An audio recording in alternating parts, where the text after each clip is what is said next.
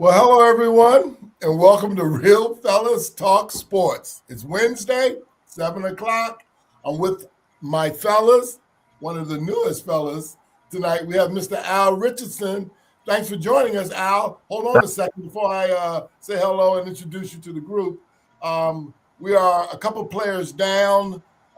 We've given a couple of our members the nights off, so we appreciate Al helping us out tonight. And we look forward to his thoughts on the incredible week in sports. What we'll do this week, we'll cover some of the Olympics, put a wrap on that thing. We'll talk about college basketball. Man, what a week. It seems like in college basketball, the good teams are playing each other. So we'll talk about that a little bit. We'll talk a little bit about the NBA and then touch on football if we have enough time, NFL if we have enough time. So before we get started, let me introduce the fellas. All the way from where the combine is, Indianapolis, Indiana's own, Mr. David Burnett. Good evening, David. How you doing? I'm doing fine, Chuck, and you know where I am. I'm in the sports capital of the United States and probably the globe. Just He's consistent, Al. It's been this way for 6 years or whatever it's been. So I ain't mad at him. I've known him for close to 35 years. There's nothing changed. It's all good.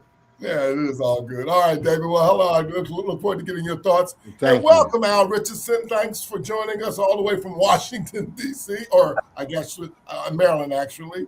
We're glad you're joining us. How you doing? I appreciate you having me. I'm doing fine. I'm busy, but you know what? Let's get it going. Let's go. Let's do it. All right. Well, let's put a bow on the Olympics. First and foremost, it appears the games were a success. David, I'll start with you. Did you watch the Olympics, and did you like it? I watched a little bit of the Olympics. I liked what I did see. You know, the four boxes on the screen. I was able to kind of get a peek in on every sport. Was I excited? No, not really. But I did watch the men's hockey game against Canada. I watched every second of it, just as I did in 1980. That means I'm old. You believe in miracles. I believe in miracles. It was a good game, and I'm not a hockey fan. Right. But on the big games in sports, I do want to make sure I pay attention, and I did. It was good, but nothing else really caught my attention. The Olympics are a necessary evil. Yeah. Well, evil is a strong word. A necessary watch. Yep. And the United States did well. We had the second most amount of medals we've ever won. Well, the most amount of medals we've ever won. Second, right? And Norway, of course. Norway is Norway, and they dominated the Olympics. What's new? Yeah, the ladies and the men won the gold in hockey. So that's the ladies were expected to win. Right.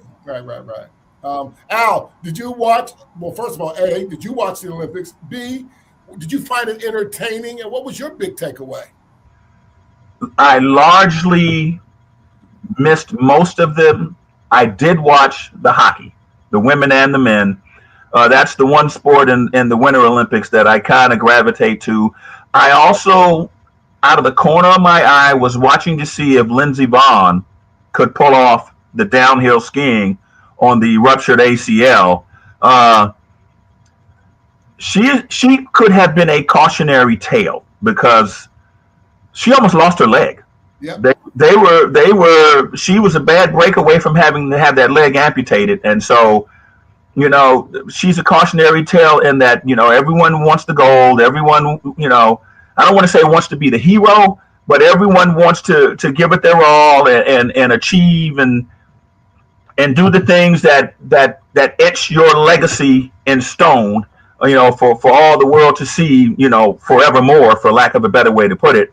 I'm not 100% sure that her attempt was not unwise. Someone's probably at her age maybe should have saved her from herself, because as much as you love the gold medal, you want your health and your legs more. Yeah. It's interesting that you brought that up, because she is one of the, outside of the hockey, she was the one storyline I was watching closely. I was rooting for her, quite frankly. But in my house, I have my daughter. Said, look, and I'm not into her. What she's supposed to do is stupid. You know, for her words, it's stupid.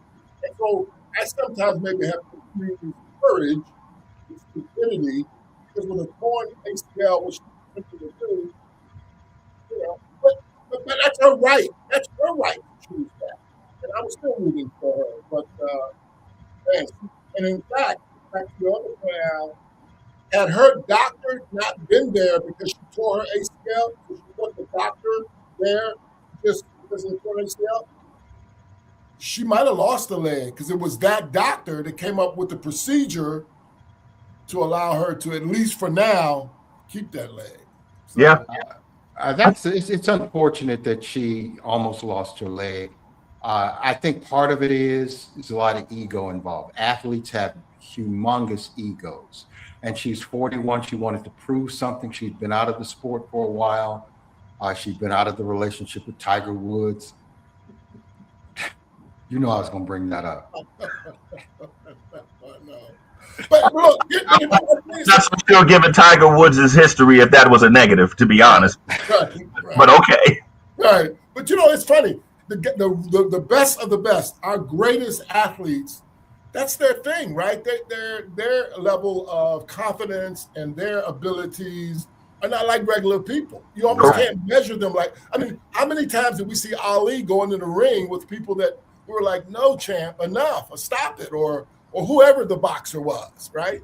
If he'd have retired after the Rumble in the Jungle, he would not have had Parkinson's problem. Right.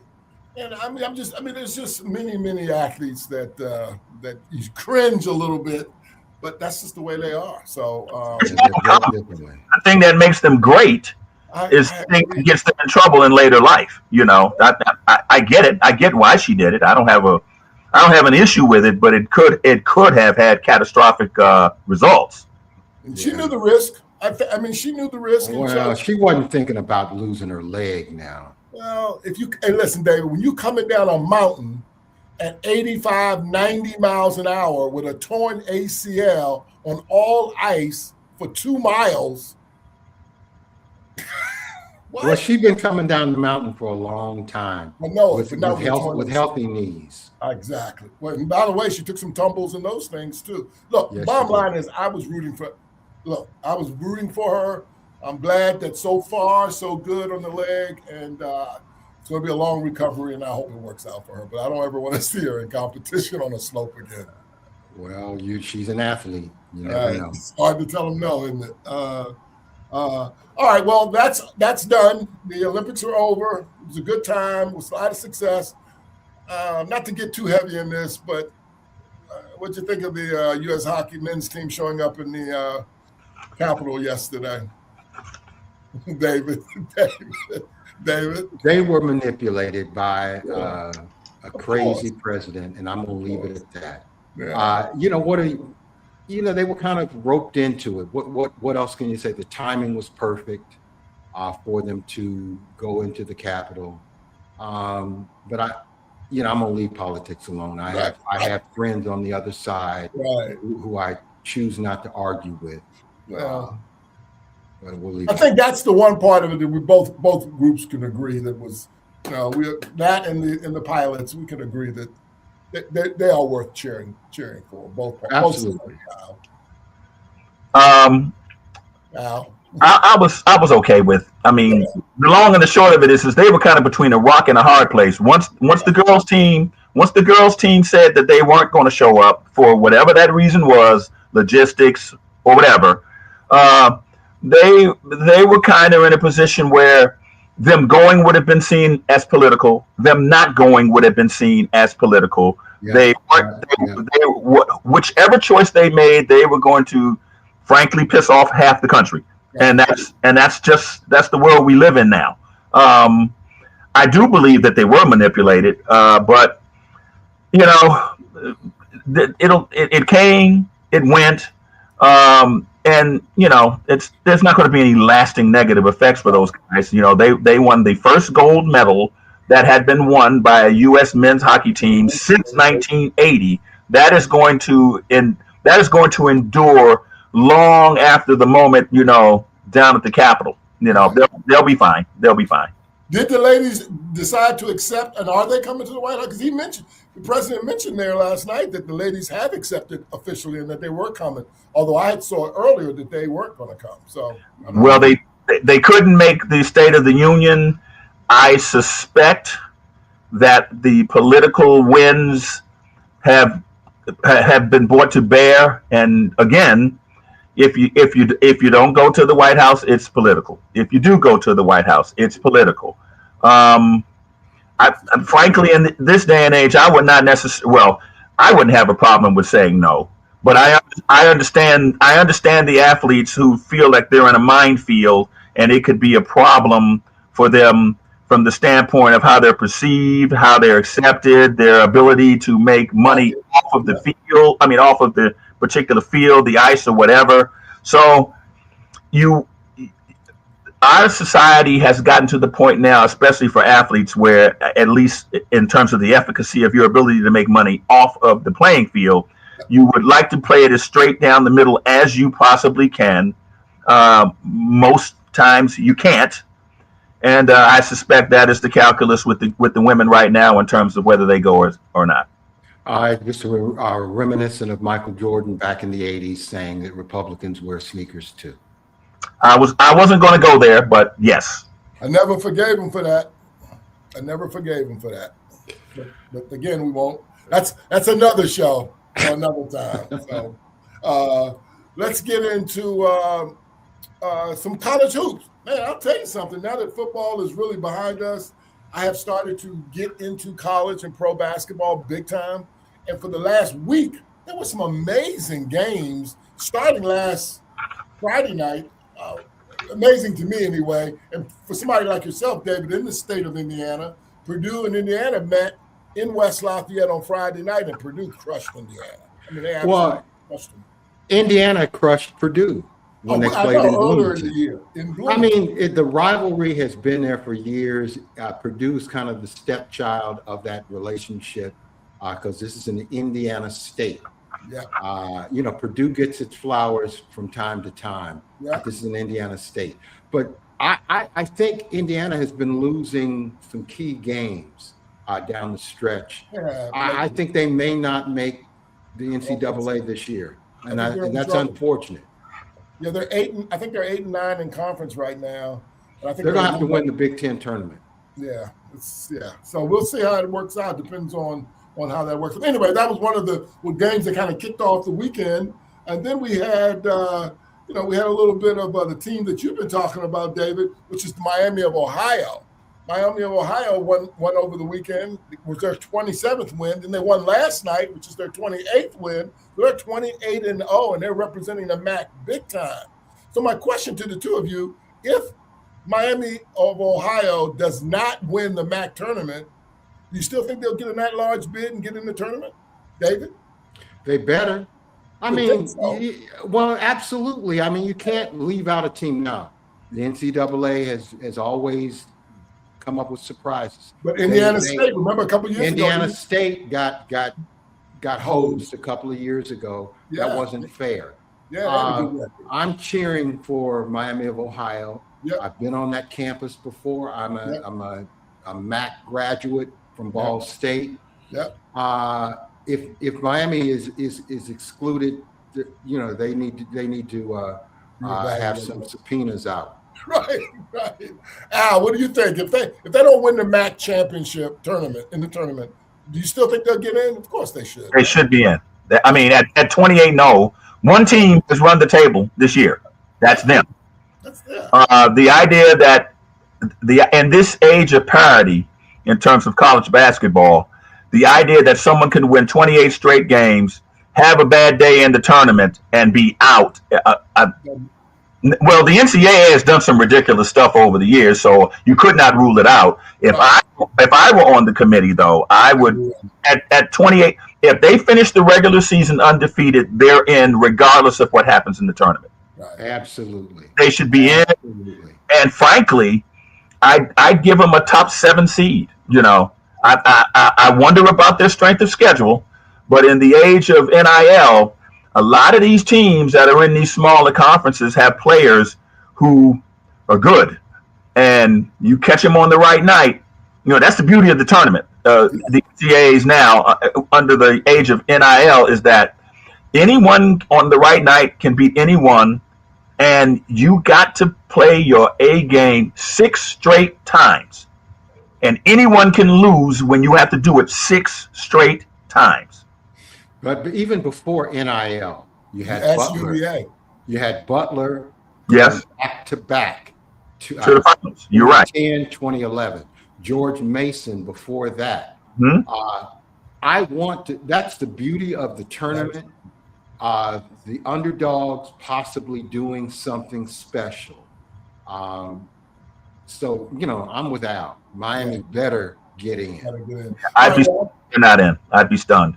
Another one of the good games this weekend, Kansas with Peterson. Kansas over the weekend lost to Cincinnati in Kansas. And I mean, they got blown out by Cincinnati. Cincinnati is not ranked.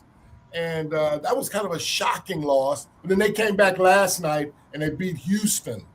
And Peterson played again. So my question to you guys is, do you think the Peterson controversy is behind us now? The controversy being he was doing some load management stuff or checking out of games and not playing in a lot of games. But he has played the last 2 or 3 games, and he played well last night. He played well over the weekend. David, what do you think? You think the Peterson? I'm not familiar with that controversy. Let me just say this about Kansas. Kansas is one of the top schools every year. Yes, they are. And losing to Cincinnati is not a disgrace. Cincinnati, yeah, even though it was 60 years ago, does have 2 national championships to banners to hoist up. They're not scrubs. Right. Things happen. Yeah. How about you, Al? Do you think the Darren Patterson story? Darren Patterson, there people think could be the #1 pick in the draft, and I think he's missed 11 games, and a couple of the games, even the ones he played, even though he played well, he told coach, "All right, take me out," or something ridiculous. So, yeah.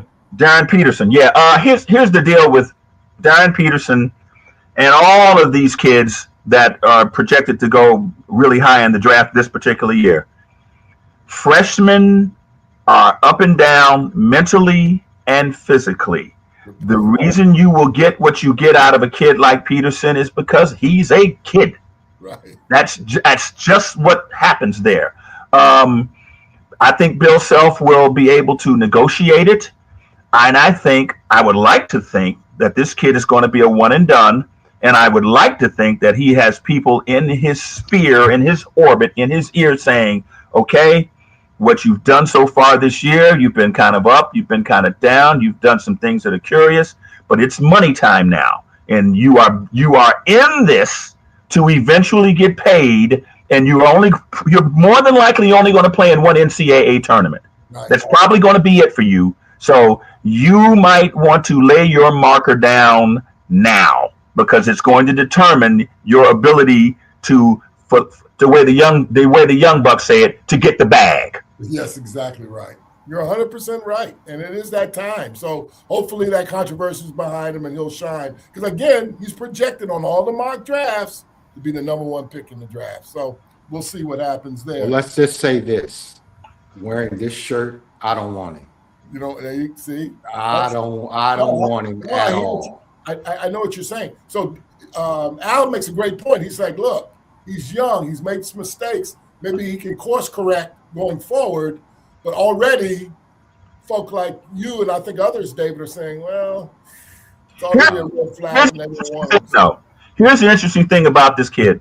Apparently, they've kicked around the notion that one of the reasons he was, quote, doing the load management was because the NIL money that he was supposed to get wasn't where he was told it would get. I would like some context to that particular situation, because here's the deal with these kids now. This is a business for them too. And, if it was like the kid, who was the kid that went to Tennessee, the quarterback with the long last name, where they played with his money and he ended up leaving Tennessee and ended up at UCLA. And you throw in the fact that they're making money, the fact that they're trying to protect their money, and the fact that they're kids. That's a nasty brew. That's a real nasty brew. And so I'm not going to beat him to death as long as the behavior does not continue. 100%. Again, he's 18. He's 18. Most of these kids can't even. And on top of that, they can get bad advice. Right? Yes. Most of these kids can't even balance a checkbook. Right. Correct. That's real. Yeah, I know. A lot of them don't even know what a check is, David. Are you kidding me? Yeah, You're right about that. Showing your age, David. You're showing your age, bro. I'm anyway, old. Kansas beat Houston. Kansas beat Houston the other day. Houston lost 3 in a row. They lost to Iowa State. They lost to Kansas, and they also lost to who else did Houston lose to? To who? Arizona, I believe it was. Arizona, you're right. They lost 3 tough games. And what that says is that conference, that Big 12, that is a heck of a conference in that Big 12 with, teams like Texas Tech, Iowa State, Kansas, BYU, Arizona, Houston, Cincinnati. That's a tough conference. One thing I can say about Houston, and I cheer for Kelvin Sampson. I cheer for him. I do too. Hard. And I haven't seen a whole lot of games of Houston. I just seen clips. You got to shoot. You got to be able to shoot. Kelvin Sampson every year brings in guys that can't shoot, and that's a big deal. They are offensively challenged. There's no doubt about that. They are offensively challenged, and but I actually believe it would not surprise me if Houston doesn't make an extended run, because they do one thing no matter what. They defend, and then the people in their conference are used to them. Right. So if they can avoid an interconference game, in the tournament, they're going to be a handful for a lot of these teams, because they don't mind beating you 58-54. They don't have a problem with it at all. Right. In fact, their best offensive play a lot of times, Houston, is to miss a shot. Yes. And go get the rebound and put the offensive. Their best offensive play is the offensive rebound. Throw it up on the glass, go get it, put it back. Yes, absolutely. And by the way, they were in the finals of the NCAA last year. They lost in the championship game. And it was close. And it was really, really close. Yes. So when Emmanuel Sharp made the bad play, well, I'm not going to say it was a bad play in the end, because I didn't think the play was drawn up all that well. They put him in a catch-22, and catch-22s are, by their very nature, you make the right call, it goes great. If you make the wrong call, it goes bad, and you either you either are the GOAT or you become the GOAT. By the way, because Houston is the kind of Sampson usually doesn't get a lot of 5 stars because he requires his players to play defense. That's right. Rebound and hustle and do all the right things. And so he takes what he takes, and they fight it out, and they go pretty. They've been pretty consistent over the last few years. So I root for Houston as well. And then UConn beat Villanova, no big deal. By the way, UConn got a big one tonight. They play St. John's. Who wins that game, David, tonight? UConn and St. John's. UConn. St. John's beat them earlier in the year. UConn.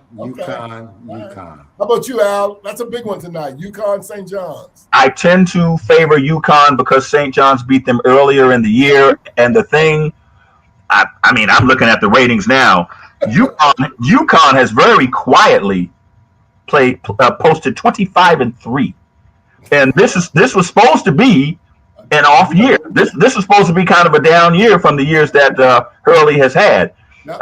They are going to be a live pick come tournament time because again, a lot of teams. In fact, I look at UConn in the same vein as I do Houston. If they can stay away from their own conference in the tournament, they could go a long way because most teams aren't used to the way they play. 100%. And they won recently. They won back-to-back titles a couple of years ago. So Yes. he knows what he's doing. And by the way, David, one of their star players, Braylon Mullins, he's a freshman from Indianapolis, Indiana. What school did he go? Do you know what school he went to? He's from Greenwood or Greenfield. Greenwood, probably Greenwood. So I don't know what school out there he went to, but he's from Indianapolis, and he's one of their star players. And he's a one and done. He's a freshman, and they said after this year he's going pro. So keep an eye on that. Also, the big one though over the weekend was obviously Duke and Michigan, right? And that was played in Washington D.C., which was still not sure why that happened, but they played here in Washington D.C. Michigan at the time was ranked number 1 in the nation, and Duke was Correct. number 2. Number 3. Duke was 3. Okay, so people thought Michigan was going to beat them on a neutral court, and Duke did their thing, and Boozer looked tough. Al, would you see that game, and any thoughts on that game specifically? I did see the game. I don't love Duke against anyone in neutral site games. And when I say I don't love them, I am never surprised when they win. I was not in love with the way the game was refereed in that those types of games are bang bang games. They're one possession games. They're coin flip games. Either team could have won that game. Here's what I will say though. I'm never a fan of losing, but I do believe that some good can come of losing. That loss for Michigan is going to be good. You got to understand something about that team. They're easily the deepest team in the country. Yeah. Their best player only averages 14 points a game. They got 5 guys that average double figures. They have won 6 games by 40 points and another 9 games by 30. And what has happened is the only way you get good at winning close games is to play close games. Right. So that loss is going to be good for them. And it's good that they got it out of the way now because they're probably going to see a close game or 2 in the tournament. But they are mashing people, and they're impressive. And this kid, Yaxel Landeborg, he's only averaging 14.9 a game, but clearly on most teams in the country, he'd be averaging close to 30. They've got a really deep team, and they do something that Houston also does. They play defense. Yeah. They play defense. Duke played their A+ game to beat them. I don't know in the rematch if Duke beats them again.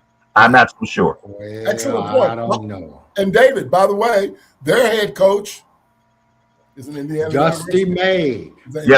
He was the student manager. Yep, at IU back in the day. Let me say this about that game. Michigan couldn't hit anything. Correct. They are not a good shooting team, and that's their Achilles heel. And they played on a neutral site, so they're going to be playing on neutral sites throughout the tournament. I just saw some weaknesses with Michigan, despite all those big wins that they've had. They're going to have to be on point for the tournament. They're going to win the Big Ten probably. And they're going to be a number 1 seed, if not the number 1 seed. But they better learn to get the ball in the basket from range. If they don't, they're not winning anything. Duke, I'm not impressed with their athleticism. Cam Boozer is not an athlete. I think he's a good player. He'll have a solid NBA career, but he's not very athletic in terms that we like to say. Well, let me ask you about that. So do you think Boozer's game at whatever he is, 6'9", 250, does that transfer to the pro level? Meaning, what position does he play in the pros? He would play power forward, I would imagine. But he's going to have to get a little bit more versatility to his game, a little bit more interesting game. I mean, he runs over people. He's very aggressive, but that's not going to work in the NBA. I think That's how I feel too. I don't know how, they got him on the mock draft 3rd. And I think he's been great in high school, college. He's really a great player. Let me make it personal. I don't want the Pacers to pick him. That is interesting. You have gender-driven views, David. So, Al, what do you think? What do you think his game, does it transfer to the pros, is the way he plays? I think he will be a serviceable pro. I don't think he will be a great pro because they're all 6'9", 250 these days. Think about this. LeBron James is 6'9", 260, and he's probably punching right at around the 270 range, and he has guard skills. And he has athleticism. Yes, he has guard skills. He has athleticism. The Boozer kid is a great college player. Great college player. I'm not so sure it will translate into the pros. However, a lot is going to be dependent on what franchise he goes to and what kind of coaching he gets at level. Because his pedigree is pretty solid. I mean, no doubt. If he improves his ball handling and he improves his range, he could conceivably grow into being a stretch 4. And at that height and weight, he could do some damage. But at this point, I only see him as being serviceable, at least right now. Yeah, I completely agree. That's very interesting. And that leads me to, the final question. We talk about there are a lot of good, talented young freshmen. And people are tanking like crazy to get access to some of these young freshmen. Now I want to hit on a couple. AJ DeBonstra from BYU, Boozer, Patterson from Kansas, this kid Fleming, he's a point guard from Houston, Caleb Wilson from North Carolina. David, I know you mentioned that the Pacers are not having a great year. You hope they get a top pick. Is there one of these guys, or who do you want the Pacers to get if there was a perfect world? Does that make sense? To be honest with you, I don't know the players as well as I should at this point because I've been so focused on football. Yeah, sure. I just want a player that can fit within the Rick Carlisle system, who will be a good rotational player. He's not going to upset the apple cart because once Halliburton is back, and everybody's healthy. Obi Toppin has been hurt almost all season. When we get our players back, we're going to be a force to be reckoned with. We almost won the championship last year. Right? If you say so, David. I mean, you know what I'm saying? You say so.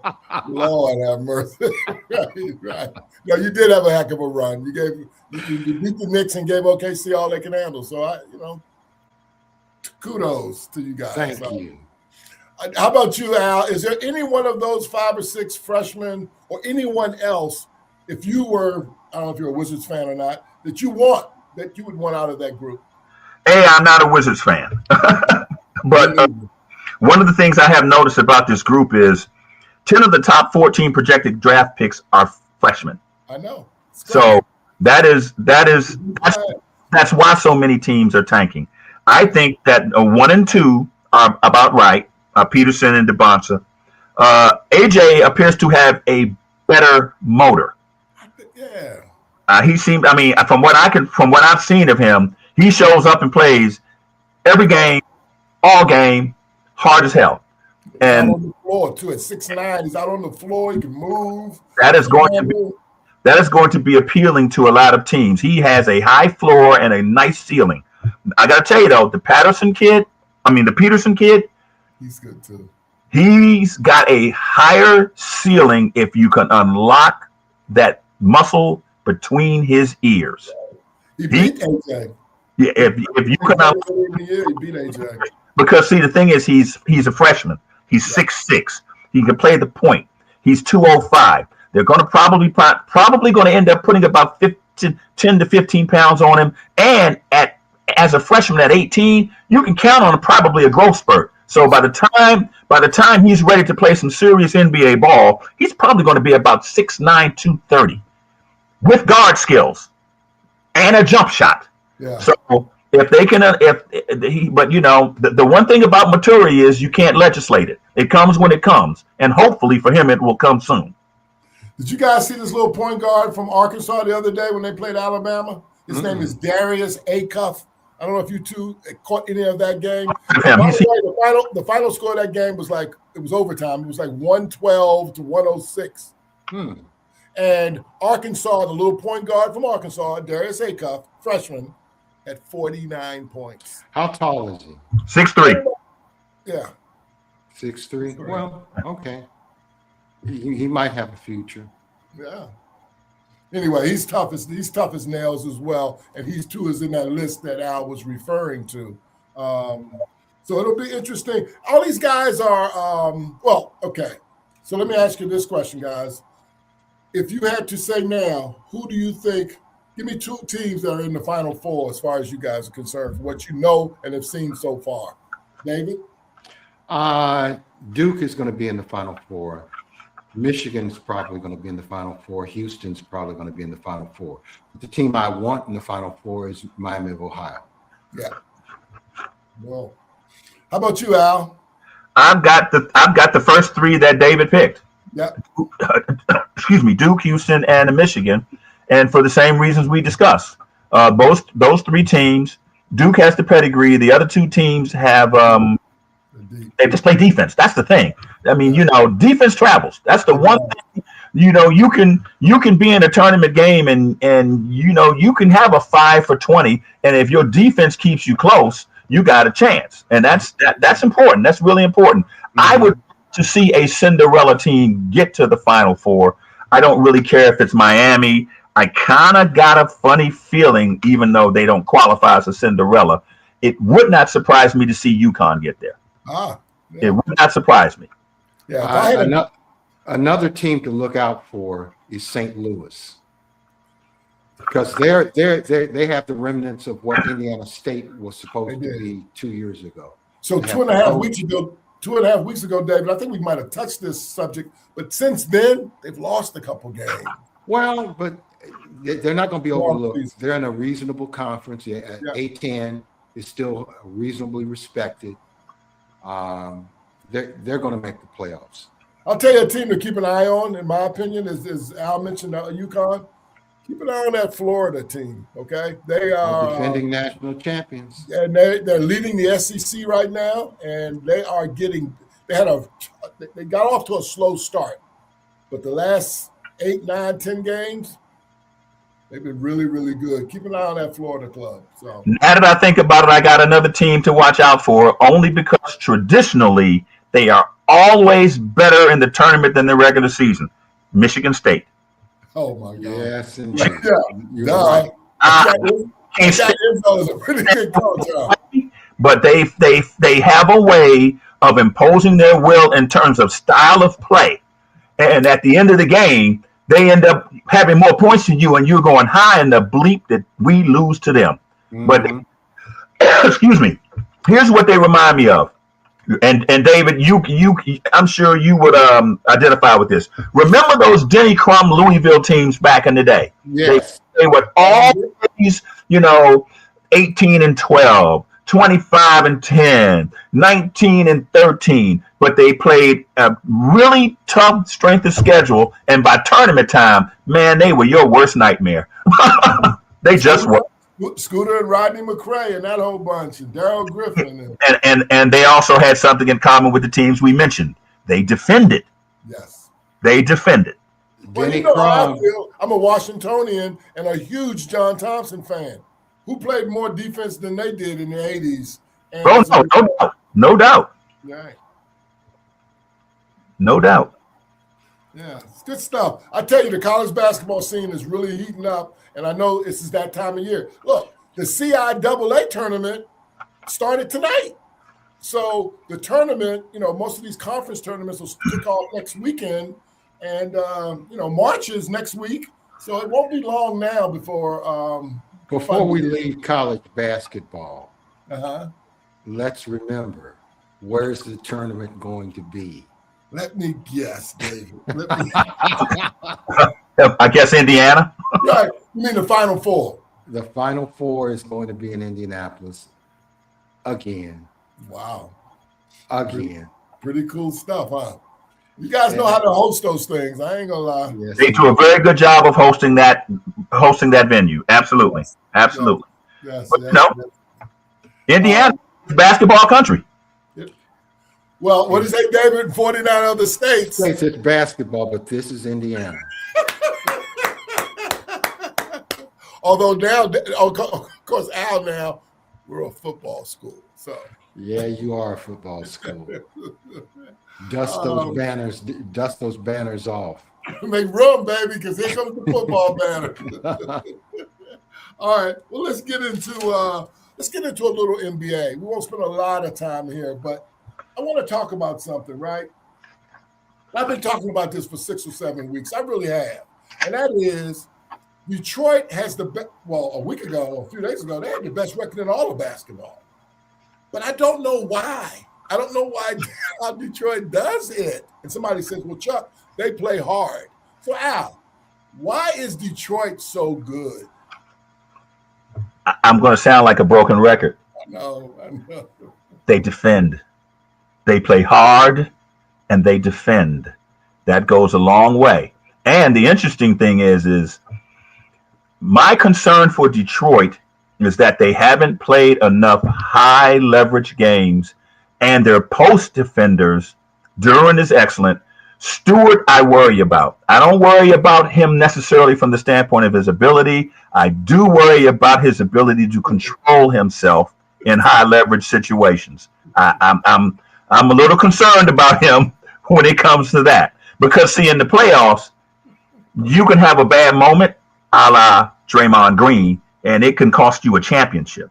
You know what I'm saying? You really have to, Draymond Green lost his mind in that series with Cleveland several years ago, and even though he came back and redeemed himself in game 6 and 7, game 5 was the closeout game that he wasn't there for. He opened the door for Cleveland, and the rest is history. No,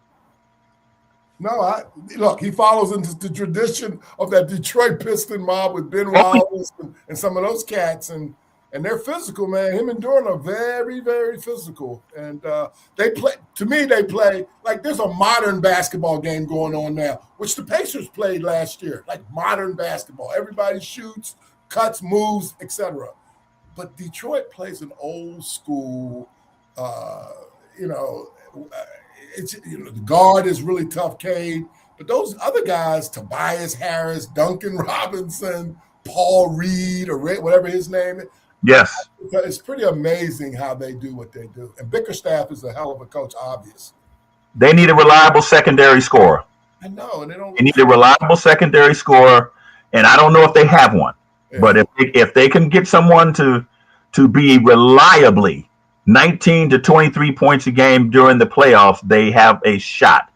Again, because the thing about the way they defend is they defend two different ways. They move their feet so they can guard you one-on-one, but they contest your movement. That whole free-flowing thing, no, you want to get to a certain spot, no, but you're going to have to go through one of them to get to that spot. They're disruptors, I mean, ask the Knicks. They beat the Knicks like they stole something. It's amazing. In New York, and I find it fascinating because I think the Knicks have a strong roster, starting 5, and they manhandle them. David, what do you think of Detroit? Now, I've asked that question of you before. Why is Detroit so good? I think they've got good coaching. Right. And Cade Cunningham is coming into his own as a player, and that makes a difference. And there's energy in the city of Detroit. You don't think that matters? I think it does matter. I do too. The city is in a positive vibe, and that impacts players and fans. And I know that's kind of generic, but that's what I see. He made a statement, Cade, the other day after they beat the Knicks with his two guys not in there, Duran and Stewart, and they beat the Knicks in the Garden. And he said these words, David, and I find this interesting. He said, "I'm the best American-born player in the NBA right now." And then a couple of days later, they played San Antonio and he got embarrassed. He was 5 for 26 and had a terrible game.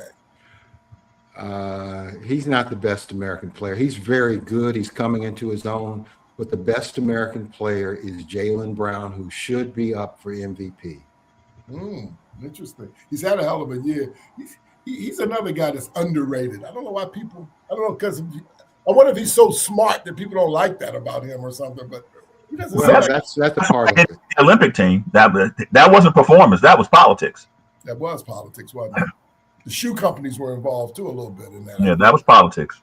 Yeah. Relative Cunningham being the best American-born player, if I can interject. These are the ones in the conversation: Edwards, Brunson, Jaylen Brown, Cunningham, Donovan Mitchell. For the sake of moving forward and paying it forward and playing the sport forward, we're going to throw out Kawhi, KD, Steph, and LeBron because they're on the tail end. Sure. But here's the thing that Cade Cunningham has to address. Hold on. You gonna throw Tatum in that mix? Oh, but I don't include Tatum until he shows me he can come back from the Achilles and be what he was. That's a tough injury. So I don't want to cede that to him until he shows me he's recovered. But at that point, he can come into the conversation. But of the 4 or 5 I just mentioned in that conversation of those young guns, they all have better playoff resumes than Cunningham. He's got to have an extended run in which he is the reason they get to, say, the Eastern Conference Finals. Right. Then he can make that argument, because Anthony Edwards better in the playoffs, Brunson better in the playoffs, Jaylen Brown, a conference MVP, a finals MVP, Donovan Mitchell. People forget how great he was in Utah. My goodness, So he doesn't play well in the playoffs, though. They come up short in the playoffs, Cleveland. Well, he has come up short the last year or two, but in Utah in the playoffs, he was killing people. He can play now. He plays a lot bigger than he is too. I think he's only like 6'2", 6'3". He's only 6'1", 6'2". He plays big. He got hops. He got hops. Baby. He got David Burnett hops. 360. Got hops. Yeah, we talked about it on the side too. About your 360, David. That's all right because I did it 1976. Right. It's going to be interesting tonight. They have a good game with Cade. Cade plays the OKC in Detroit. That might be a little, for guys who like pro basketball, that might be a little must-see TV. I might check that one out tonight. Detroit wins that game. Yeah, it's in Detroit. You would hope they did after they played so badly against San Antonio. But the question I have with San Antonio and Cade now, that what they did, they checked him for 94 feet, and then they blitzed him. They took the ball out of his hands, and they were up on him so much. And I'm wondering if other teams won't take that model and try to do the same thing. We'll see what happens going forward. Bickerstaff is a good coach, though. I think he'll make some adjustments there. Yeah. I think he'll make some adjustments. So who comes out the East in the NBA, Al? In the finals of the NBA, who comes out the East? Wow. I jumped right into it, didn't I? I'm actually leaning toward Detroit, but it wouldn't shock me if it was Boston. They are playing much better than I thought they would play, given the fact that they're without Tatum. And half of those guys you don't even know. And Mazzulla has turned out to be a much better coach than I thought he was. Much better. He is getting a lot of bang for his buck with those players. That Pritchard kid is good. Obviously Jaylen Brown is good, and he seems to be pushing the right buttons. I mean, he lost all of his front line, and they've got guys that you don't know who they are, but they play well together. They know their roles, and it would not shock me if Boston came out of the East. It would not shock me. I completely agree. Boston. I completely agree. Detroit is 5-0 against New York is 5-0. I mean, Detroit is 5-0 against. They played Boston twice and New York 3 times, and they're 5-0. Forget Detroit. I mean New York. New York. No. I hear what you say, but I'm just telling you, David. New York starting 5 with OG and Bridges and Cat and Brunson and Hart. That's a formidable starting 5. The problem with New York is Brunson is ball dominant. So what? He holds on to the ball too much. You can't depend on a 6-foot guard with ball dominant tendencies to win everything. It's not going to happen. It's not going to happen. And Cat doesn't get involved when he needs to get involved. Well, So that's partly on the point guard, but that's what you get when you have a ball dominant point guard. right. You that's know, it. you know. And, All right, and Brunson's a hell of a player. Don't get me wrong. Right. But we're not playing one-on-one. Right. David, who comes out the East? It's either Detroit or Boston. I agree with Al. And David, who comes out the West? San Antonio. Al, who comes out the West? I'm leaning towards San Antonio, to be honest. But I'm leaning towards San Antonio because the thing about Shai Gilgeous-Alexander is that injury, that abdomen injury, that sternum area, that's a very tough injury. It lingers. It's like a growing, you know. He's going to have to be very judicious when he comes back so that he doesn't re-injure himself. Yeah. If they're healthy, I like OKC, but I don't think they're going to be healthy. Right. They're already getting nicked up, and they're already showing signs of what it is like when you have to maintain your health when you are no longer the hunter, you're the hunted. But all those games that they've been playing, yes, that takes a toll. You know, and he's not playing tonight. Shai is not playing tonight at Detroit. So back to your point, he's already missed several games, and he's missing tonight's game. There's an interesting thing going on in the MVP run, right? Because you have to play 65 games or more to qualify. And I think Joker only has one more game he can miss. I think Shai has now missed, he's only got 8 or 9 games he can miss. And who was the other guy that was in the mix for the MVP that's been hurt a lot? There was another player that they were talking about that they couldn't miss a lot of games. So people like Cade or Jaylen Brown, they might win the MVP this year because of. But in fact, irrespective of the new rule, the 65-game rule, Jaylen Brown and Cade Cunningham should be involved. Deserved anyway. They should be in the mix anyway. Yeah, I agree with you. Although Joker, that Joker still puts he's tremendous. Even when they lose, he puts up numbers.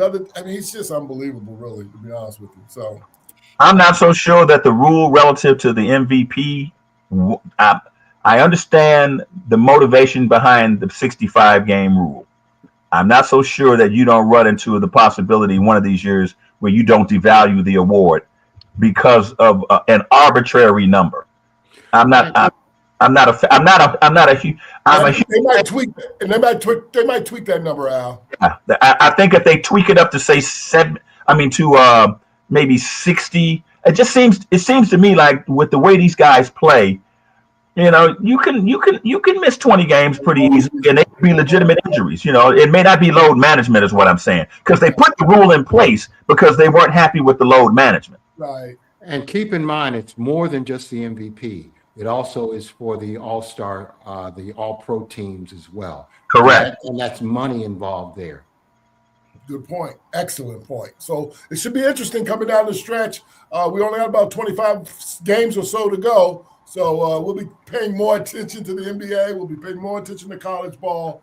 So unless there's anything additional, let's move on to just a couple things about the NFL. For example, and I'm going to throw a couple of names out before we wrap this up and see what you guys think. And this is kind of rapid fire. Where will Kirk Cousins play next year? David, do you have any ideas about that? Minnesota. He'll go back to Minnesota. Yeah. Al, you have any thoughts about Kirk Cousins and where he'll play next year? The logical place would be Minnesota. Yeah. Here's what I think is going to be the wild card. Their general manager got fired because he gambled big time on this JJ McCarthy kid, and it's looking like he can't play, at least not at the pro level. Not so loud, Al. I've been arguing that for 2 years, and David and I got a running battle over that subject. Well, the thing is I'm not so sure that he would not develop into a good quarterback, but I don't think Minnesota has the team around him that they can wait. Here's the wild card. If Kirk doesn't go there, Aaron Rodgers may. I've heard that too. Aaron Rodgers may. Now, think about this. Better offensive line, better defense, and those weapons with Aaron Rodgers on the ball. In an indoor facility. In an indoor facility. Don't kid yourself. Someone up in Minnesota is saying, if we can keep him upright with those weapons. Aaron Rodgers is in Pittsburgh. He's done. I don't see that. I don't see him as being done. He looked bad. He couldn't complete long distance passes. He couldn't escape. His escapability was hindered. He didn't complete a lot of long passes because he didn't have guys getting open. DK Metcalf has never been anything more than a 2. Give him a 1 and a legitimate 2, and give him a tight end. I mean, I got respect for Pittsburgh, but that was a moribund skill group. It really was. They have an innovative offensive coach in Minnesota. That guy, Kevin, whatever his last name is, he is a quarterback whisperer. He's very innovative.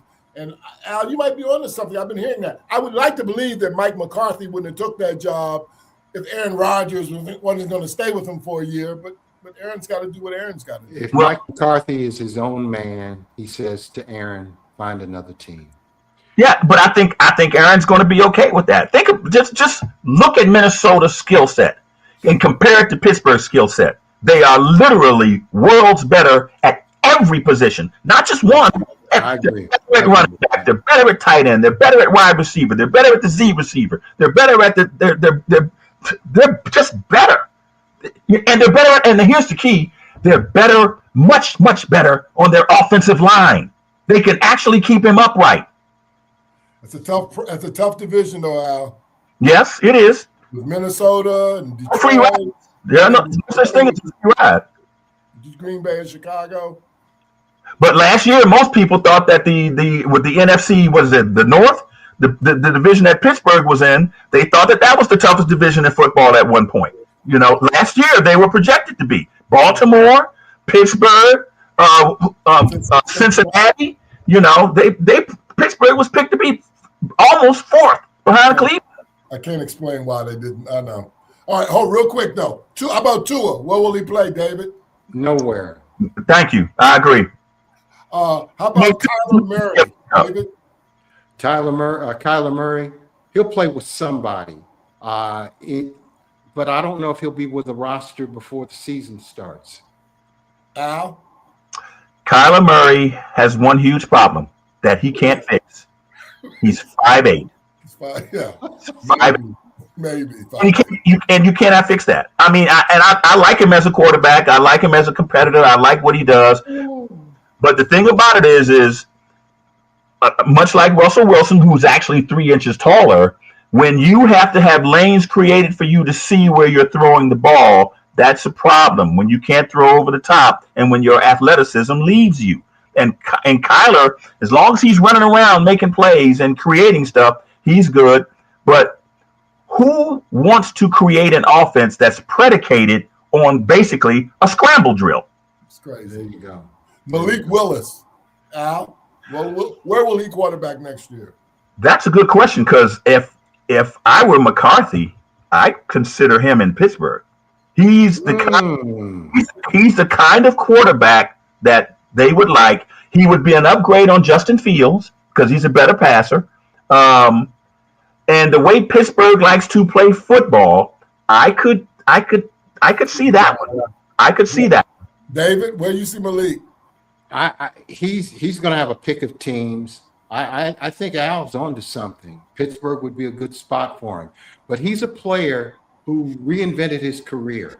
He didn't have a good start in Tennessee. They didn't groom him properly. But this year, Sam Darnold. Could be this year. But he hadn't played in 5 different teams. We went to Green Bay and filled in. He turned out well. And he showed that he can be a professional quarterback. That's why he's going to make some money. Yeah. I think he'll get $30 million from somebody. It's crazy. All right, last one. Kenneth Walker. David, where do you think he'll play next year? The running back. He better play with the NFL champion. Right. How about you, Al? I actually agree with David on this one. I would, if I were him, I would I take less money, and I understand. I don't want to get in anyone's pocketbook. I get that part of it, but he's got to look at his landscape. When Charbonnet is with him, they make a really good 1-2 punch. Yes. They are built to win games late in the year because of that defense. I'm a fan of staying with an infrastructure where things can be put around you. And the fact of the matter is as much as the running back position has had a bit of a renaissance, it's still pretty much devalued in the league. You may want to try and take a little bit less money up front, win a couple more rings, and then make your money away from the football field and endorsements and stuff like that. Right. Well, the problem with him is that he's on a rookie contract. He's making $1.6 million, and they're lowballing him. But you can't go from 1.6 million to 30 million. It's not going to happen. Right. So and yet we want to give Malik Willis $30 million. Well, but that's what quarterbacks get paid. That's what the market bears. It's just unfortunate the way the system has been built. Right. Because running backs get screwed. Like the kicker. He wants kicker for Dallas. Is he worth $10 million? Well, probably so. He can kick it 65 yards. Yeah, it's interesting. All right. Well, look, you guys were great. We could go on another 30 minutes, but I'm getting the wrap-up sign. So let's wrap it up. David, you have any closing comments? Just a quick shout out to the Combine finishing up here in Indianapolis and starting really with the players tomorrow. I want to see a running back or a wide receiver break 4 seconds in the 40. That's the only thing I give a damn about. Is it possible that a human being can break 4 seconds in the 40? I want to see that. 9 Indiana players were invited to the Combine. I've never heard of that in my life, so that's amazing. Al, any closing comments? Relative to the NFL, choose wisely, people. There are a lot of quarterbacks out there. Not a lot of them are any good. A lot of frauds, aren't they, Al? Yeah. The fact of the matter is if you have a good quarterback, you better keep him because they ain't growing on trees. And Mendoza's the only one out of college that I would spend a pick on, to be honest. I'm with you. Not completely sold on him, but I think he's got a chance. Yeah. Hey, Phyllis, thank you, Phyllis. Thanks for checking us out. That's a good point. Now, that's why we're talking about people like Daniel Jones and Kirk Cousins and Malik Willis. They're gonna get contracts. You mentioned Daniel Jones. That came out of your mouth. Yeah, he's gonna get a contract. If I were the Pacers, if I were the Colts, I would try to get Malik Willis and move away from Daniel Jones. Well, that would cause a problem with the fan base, unfortunately. I agree with you. Jones, I'm surprised. Well, Daniel Jones has developed a fan base here in Indianapolis for whatever reason, because he had such a good start. Mm-hmm. But I'm with Chuck. He's a journeyman. But if they go with Malik Willis, this is also Indiana. Somebody's going to take Anthony Richardson and try to make something out of him too. Canada. I don't watch. Somebody's going to try to do a reclamation project with him. So, all right. Well, listen, I don't have a closing comment. Again, you guys were absolutely wonderful. Al, thanks for joining us tonight. You were great as always, my friend. Appreciate you having me. Make sure your phone stays available, and just in case we could reach out to you again. To be honest. All right, no problem. All right, take care. And on that note, everyone else, thanks for tuning in. Have a great evening. See y'all next week. Have a great evening, everyone. Stay safe.